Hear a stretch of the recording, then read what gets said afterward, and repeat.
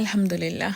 এই ভিডিওটা হচ্ছে আমার মাম্মার বার্থডে উপলক্ষে। তো বাড়িতে আমার শাশুড়ি মা দেশে আছেন, যার কারণে বাড়িতে মিলাদের আয়োজন করা হয়েছিল। নর্মালি দেশেই করা হয়, এর আগেও দেশে করা হয়েছিল, তো এটা খুব ভালোভাবেই সম্পন্ন হয়েছে আলহামদুলিল্লাহ। আর এইদিকে আসলে আমার মনে ছিল কিছুই করব না, মনে একটা রাগ ছিল, যার কারণে ঘরে যা কিছু ছিল তাই দিয়ে একটু, যে যাই হোক আমার মেয়েটা ছোট বাচ্চা, সে এগুলা যখন দেখবে তখন তার কাছে একটু ভালো লাগবে, আনন্দ ফিল করবে, যার কারণে এই ঘরের এইগুলা দিয়ে একটু ঘর সাজাইছিলাম।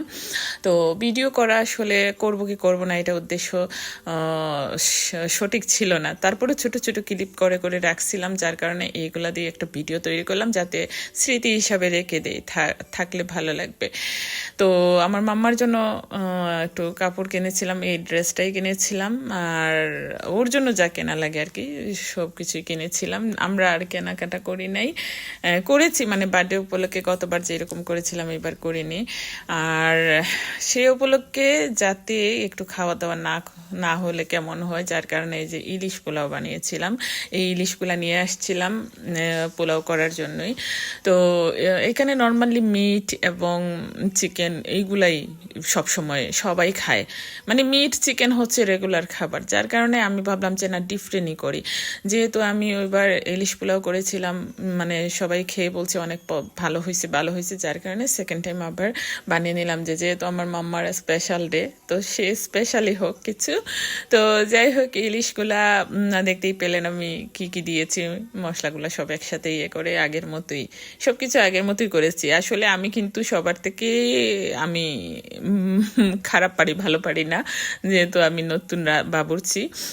তো যাই হোক যেটুকু হয় আলহামদুলিল্লাহ, কারণ আমি রান্নাটাকে এত মহাভারত মনে করতাম বলার মতো না। তো সেই জায়গায় যে এটুকু ভালো হয়েছে এইটাই আমি মনে করি যে আমি রান্না করছি, এটা যেন আমি না অন্য কেউ রান্না করছে এরকম মনে হয় আমার কাছে। তো ইলিশ আজকের পোলাওটা একটু ঝরঝরে কম হয়েছে, পানির তাড়াহুড়া ছিল, যার কারণে পানির অনুমানটা সঠিক হয়নি, তারপরও অনেক ভালো হয়েছে। দেখতেই পাচ্ছেন কত সুন্দর লোভনীয় লাগতেছে দেখতে। আর স্বাদটাও কিন্তু আসলে দেখতে যে শুধু এরকম এরকম তা না, স্বাদটা কিন্তু অনেক অনেক ভালো ছিল। তো যাই হোক আমি এখন খাওয়া দাওয়া করবো তাই নিচ্ছি, আর মনে মনে ভাবতেছি আমার বন্ধুদেরকে রেখে আমি খাচ্ছি, আসলে এটা কেমন দেখায়, তাই তো। তো অন্যদিকে আমার ননদের মেয়ের বার্থডে আর আমার মেয়ের বার্থডে একসাথে, যার কারণে ওর জন্য একটা সোয়েটার কিনেছিলাম আর এক বক্স পোলাও দিয়ে দিলাম একটু।